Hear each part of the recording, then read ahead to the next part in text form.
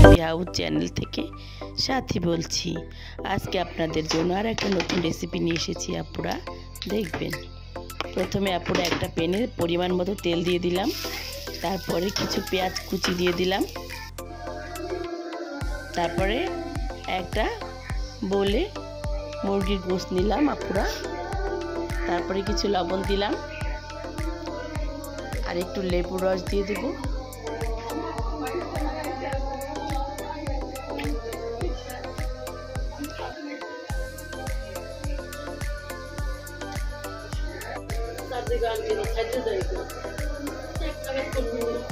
আর মরিচের গুঁড়ো দিয়ে দেবো আপুরা, দিয়ে ভালো করে মাখিয়ে নেব।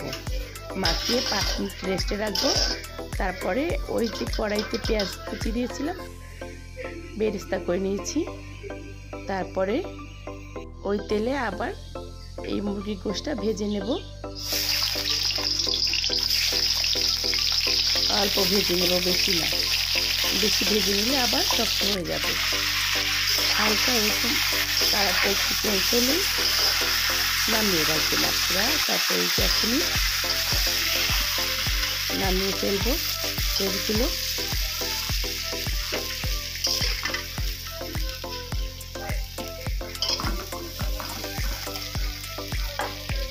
তারপর আপুরা বেরেস্তা দিয়ে একটা মশলা তৈরি করব। এই বেরেস্তা, পেঁয়াজ বেরেস্তা আর কিছু নারিকেল কোরানো আর ফালি করা কিছু কাঁচামরিচ ব্লেন্ড করে নেব, একটু পানি দিয়ে ব্লেন্ড করে নেব আপুরা।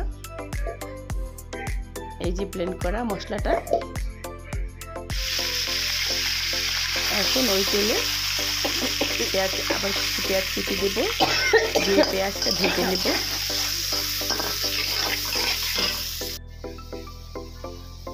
হালকা ব্রাউন কালার করে নেব, বেশি না। তারপরে কিছু মশলা দেব, ধনিয়া গুঁড়ো, জিরে গুঁড়ো, গরম মশলা গুঁড়ো আর লবণ, আদা রসুন বাটা, কিছু গোটা মশলা, দারচিনি, এলাচ আর লং দিয়ে ভালো করে কষিয়ে নেব। তারপরে এই যে ব্লেন্ড করা মশলাটা দিয়ে দেব, দিয়ে ভালো করে কষিয়ে নেব। আপুরা আমার রেসিপিটা ভালো লাগলে একটু সাবস্ক্রাইব করে দিয়ে, তারপরে একটু পানি দিয়ে ভালো করে কষিয়ে নেব মশলাটা।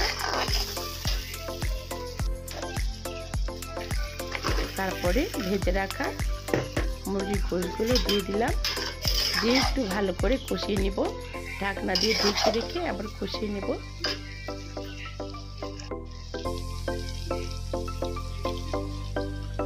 এই তো কষানো হয়ে গেছে। এখন পরিমাণ মতো ঝোল দিয়ে দিব।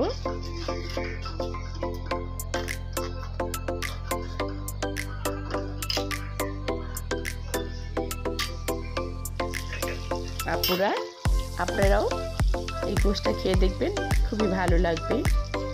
তারপর আমি কিছু পরিমাণে কেওড়া জল দিয়ে দিলাম।